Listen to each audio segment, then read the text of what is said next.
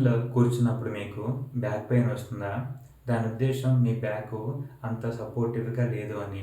లేదా మీ యొక్క stomach belly కొంచెం ఎక్కువగా ఉండే అవకాశం ఉంది.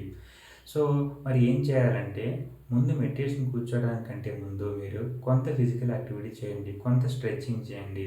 లేదా మీకింకా సమయం ఉందంటే మీరు ఫిజికల్ ఎక్సర్సైజ్ కొంతకాలం పాటు చేస్తే అప్పుడు మీ బ్యాక్ స్ట్రాంగ్‌గా అవుతుంది.